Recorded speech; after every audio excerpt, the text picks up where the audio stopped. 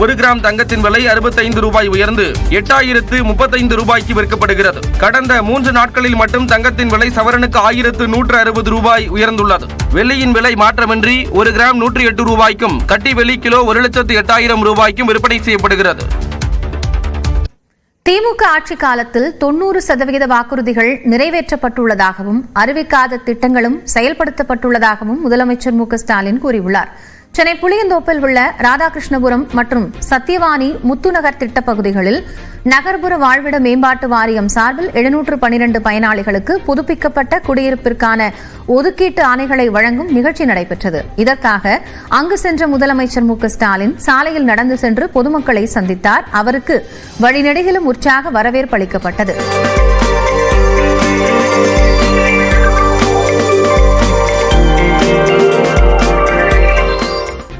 பின்னர் நடைபெற்ற நிகழ்ச்சியில் பயனாளிகளுக்கு குடியிருப்புகளுக்கான ஒதுக்கீட்டு ஆணைகளை முதலமைச்சர் வழங்கினார். முன்னதாக நிகழ்ச்சியில் பேசிய முதலமைச்சர் வட சென்னையை வளர்ச்சி சென்னையாக மாற்றியுள்ளதாக கூறினார். மேலும் திமுக அரசு தேர்தல் வாக்குறுதிகளில் இல்லாத திட்டங்களையும் செயல்படுத்தி வருவதாக மு.க.ஸ்டாலின் தெரிவித்தார். தேர்தல் நேரத்தில் அறிவித்த திட்டங்கள் 90% மேல் நிறைவேற்றி காட்டியிருக்கிறோம். இன்னும் மிச்சம் இருக்கக்கூடிய திட்டங்கள் என்ன கேட்கலாம். இதில் நிறைவேற்றப்பட்ட திட்டங்கள், அறிவித்த திட்டங்கள் பல, அறிவிக்காத தேர்தல் நேரத்தில் சொல்லாத திட்டங்களும் நிறைவேற்றப்பட்டிருக்கிறது. அதை நீங்கள் மறந்துவிடக்கூடாது. அது என்னென்னு என்று கேட்டால் உதாரணத்துக்கு ஒன்று நான் சொல்லுகிறேன். புதுமை பெண் என்கிற திட்டம் தேர்தல் வாக்குறுதிகளை வழங்கப்படவில்லை. அனைத்து தரப்பினருக்குமான வளர்ச்சி திட்டங்களை செயல்படுத்தி வரும் திமுக அரசு மீது பொதுமக்களுக்கு அதிகப்படியான நம்பிக்கை இருப்பதாகவும் முதலமைச்சர் தெரிவித்தார். பள்ளியில படித்து முடித்திருப்பது கல்லூரிக்கு செல்கிற போது மாதம் 1000 ரூபாய் அந்த மாணவிக்கு வழங்கப்படும் என்று அறிவித்து இன்றைக்கு அது வழங்கப்பட்டுக் கொண்டிருக்கிறது. அதனால்தான் இன்றைக்கு இந்த மாணவிகளை தான் பார்த்து அப்பா அப்பா அப்பா என்று அழைக்கக்கூடிய ஒரு உணர்ச்சிகரமான அது நிகழ்ச்சியான செய்தியை நீங்களும் பார்த்திருப்பீர்கள். இந்த நிகழ்ச்சிக்கு பின்னர் குடியிருப்புகளுக்கான ஆணைகளை பெற்ற பயனாளிகளுக்கு அசைவ விருந்து வைக்கப்பட்டது. முதலமைச்சர் மு.க.ஸ்டாலின் பயனாளிகளுக்கு பிரியாணியை பரிமாறினார். மட்டன் பிரியாணி, சிக்கன் 65 அடங்கிய விருந்து வைக்கப்பட்டது.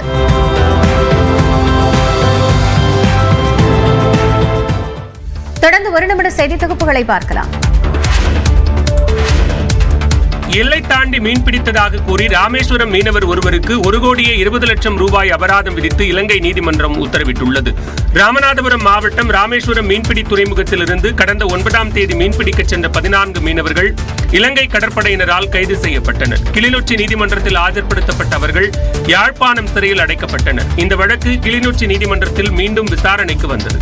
அப்போது 14 பேரில் 12 பேருக்கு இலங்கை மதிப்பில் 50,000 ரூபாய் அபராதம் செலுத்த வேண்டும் என்ற நிபந்தனை விதித்ததுடன் கைது செய்யப்பட்ட படகு உரிமையாளரும் படகு ஓட்டுநருமான மீனவர் ஒருவருக்கு 1,20,00,000 இந்திய ரூபாய் அபராதம் விதித்தும் நீதிபதி உத்தரவிட்டார். படகில் இருந்த மற்றொரு மீனவர் 2வது முறையாக சிறைபிடிக்கப்பட்டிருந்ததால் அவருக்கு 18 மாத சிறை தண்டனை விதிக்கப்பட்டது. 12 மீனவர்கள் இலங்கை பணம் 50,000 ரூபாய் கட்ட தவறினால் 6 மாதங்கள் சிறை தண்டனை அனுபவிக்க வேண்டும் என நீதிபதி ஆணையிட்டார். இதனையடுத்து படகு உரிமையாளர் மற்றும் 2ஆம் முறை எல்லை தாண்டிய மீனவர் ஆகிய இருவரும் மீண்டும் யாழ்ப்பாணம் சிறைக்கு அழைத்துச் செல்லப்பட்டனர். அடுத்த ஆண்டு முதல் 10ஆம் வகுப்பு பொதுத் தேர்வை ஆண்டுக்கு 2 முறை நடத்த சிபிஎஸ்இ முடிவெடுத்துள்ளது. மத்திய கல்வித்துறை அமைச்சர் தர்மேந்திர பிரதான் தலைமையில் கல்வித்துறை அதிகாரிகளின் கூட்டம் அண்மையில் நடைபெற்றது. இந்த கூட்டத்தில் சிபிஎஸ்இ, கேந்திரிய வித்யாலயா, NCERT அமைப்புகளின் உயரதிகாரிகள் பங்கேற்றனர். இந்த கூட்டத்தில் ஆண்டுக்கு ஒரே ஒரு பொதுத் தேர்வு என்ற முறையை மாற்ற முடிவெடுக்கப்பட்டதாக தகவல் வெளியாகியுள்ளது.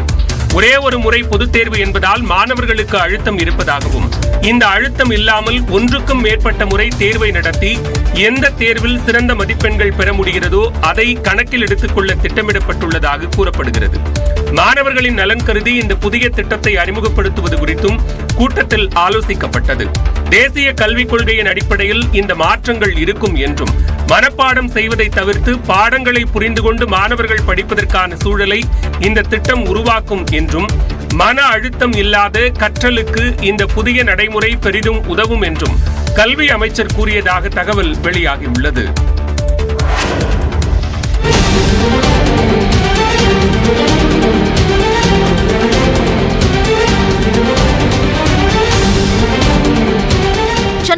அயப்பாக்கத்தில் இந்தி திணிப்பை கண்டித்து தெருக்களில் வரையப்பட்டுள்ள கோலங்களின் கழுகுபார்வை காட்சிகள் தான் இவை. புதிய கல்விக் கொள்கையின்படி மும்மொழிக் கொள்கையை ஏற்றால்தான் கல்வித்துறைக்கு ஒருங்கிணைந்த கல்வி திட்டத்தின் கீழ் நிதி விடுவிக்கப்படும் என மத்திய அமைச்சர் தர்மேந்திர பிரதான் கூறியதற்கு கண்டனம் வலுத்து வருகிறது. இந்த நிலையில் மருத்துவத்துறை அமைச்சர் மா சுப்பிரமணியன் ஏற்பாட்டில் சென்னை தெற்கு மாவட்ட திமுக சார்பில் அயப்பாக்கத்தில் வீடுகளில் இந்தி திணிப்புக்கு எதிராக பெண்கள் இணைந்து கோலம் வரைந்து தங்களது எதிர்ப்பை வெளிப்படுத்தினர்.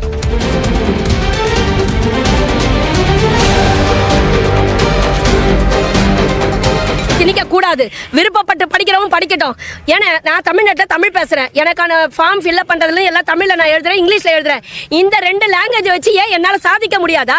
தமிழ்நாட்டின் நிதி எங்கே, ஒரே நாடு என்று சொல்லி ஆதிக்க இந்தியை திணிக்காதே, தமிழர்களை வஞ்சிக்காதே, மீண்டும் மொழிப்போரை ஏற்படுத்தாதே போன்ற வாசகங்களை எழுதி பெண்கள் கோலம் வரைந்துள்ளனர். சென்னையில் 22 கேரட் ஆபரண தங்கம் விலை சவரனுக்கு 520 ரூபாய் உயர்ந்து மீண்டும் 64,000 ரூபாயை கடந்துள்ளது. கடந்த சனிக்கிழமை சவரனுக்கு 800 ரூபாய் குறைந்த ஆபரண தங்கத்தின் விலை திங்கட்கிழமை மீண்டும் 400 ரூபாய் உயர்ந்தது. செவ்வாய்க்கிழமை மேலும் 240 ரூபாய் உயர்ந்த தங்கம் விலை 63,760 ரூபாயாக இருந்தது. இந்த சூழலில் புதன்கிழமை மேலும் சவரனுக்கு 520 ரூபாய் அதிகரித்து 64,280 ரூபாயாக உயர்ந்துள்ளது. 1 கிராம் தங்கத்தின் விலை 65 ரூபாய் உயர்ந்து 8,035 ரூபாய்க்கு விற்கப்படுகிறது. கடந்த 3 நாட்களில் மட்டும் தங்கத்தின் விலை சவரனுக்கு 1,160 ரூபாய் உயர்ந்துள்ளது. வெள்ளியின் விலை மாற்றமின்றி 1 கிராம் 108 ரூபாய்க்கும், கட்டி வெள்ளி கிலோ 1,08,000 ரூபாய்க்கும் விற்பனை செய்யப்படுகிறது. திண்டுக்கல் மாவட்டம் புகையிலைப்பட்டியில் புனித சந்தியாகப்பர் புனித செபாஸ்தியார் ஆலய திருவிழாவை முன்னிட்டு ஜல்லிக்கட்டு போட்டி விறுவிறுப்பாக நடைபெற்றது. வாடிவாசல் வழியாக 786 காளைகள் அவிழ்த்து விடப்பட்டன. சீறிப்பாய்ந்த இந்த காளைகளை அடக்கும் முயற்சியில் 392 வீரர்கள் ஈடுபட்டனர். வெற்றி பெற்ற காளைகளின் உரிமையாளர்களுக்கும் காளைகளை அடக்கிய மாடுபிடி வீரர்களுக்கும் தங்கம், வெள்ளி, சைக்கிள், கட்டில், பீரோ, ஆட்டுக்குட்டிகள் ஆகியவை பரிசாக வழங்கப்பட்டன.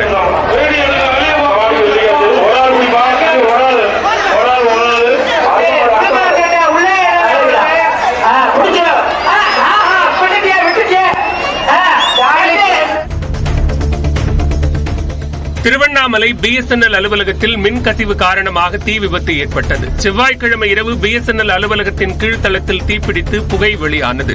தகவல் அறிந்து வந்த தீயணைப்பு வீரர்கள் தீயை அணைத்தனர். எனினும் AC, கணினி மற்றும் பல மின்னணு சாதனங்கள் தீயில் எரிந்து சேதமடைந்தன. திருப்பத்தூர் மாவட்டம் அண்ணான்பட்டியில் மதுபோதையில் கால்வாயில் தவறி விழுந்த இளைஞர் பரிதாபமாக உயிரிழந்தார். நிசார் அகமது என்ற 38 வயது இளைஞர் செவ்வாய்க்கிழமை இரவு அதிக அளவில் மது அருந்திவிட்டு அண்ணான்பட்டி கூட்ரோடு பகுதியில் சென்றபோது சாலையோர கால்வாயில் தவறி விழுந்தார். காலையில் அந்த வழியாக சென்றவர்கள் கால்வாயில் சடலம் கிடப்பதை பார்த்து காவல்துறைக்கு தகவல் அளித்துள்ளனர். இதன்படி சடலம் மீட்கப்பட்டது.